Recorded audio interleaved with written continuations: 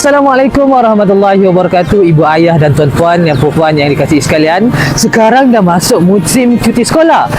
Nak bagi tahu ni, kalau tak tahu nak pergi mana, Masjid Datuk Kelana Petra Muhammad Yusof akan menganjurkan program Gema Mukjizat Agong sempena setahun program perkampungan Al-Quran. Tuan-tuan, kalau tak tahu Masjid Sikamat ada kat mana, saya nak bagi tahu. Sebelah kanan kita, selepas traffic light itu, kita ada Balai Polisi Kamat yang baru. Tapi jangan masuk situ sebab program kita bukan kat situ.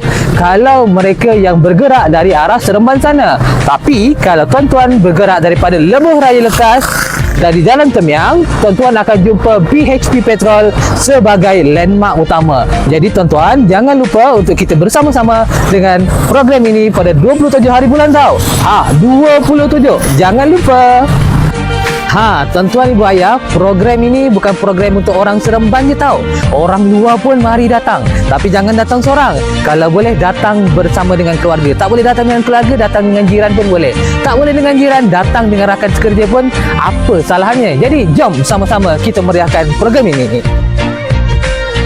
Masuk dekat pintu utama masjid, di ruang inilah kita akan laksanakan pendaftaran dan pameran tentang Al-Quran.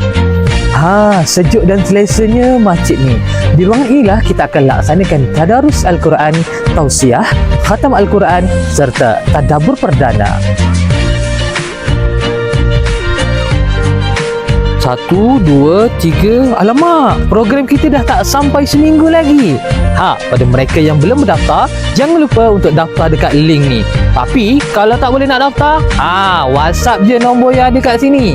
Kenapa kena daftar? Sebab kami nak buat persiapan yang terbaik untuk anda. Jadi jangan lupa 27 hari bulan, hari Sabtu bermula 3 petang akan berada di Masjid Datuk Kelana Petra Muhammad Yusof, program Gema Mukjizat Agong setahun program perkampungan Al-Quran.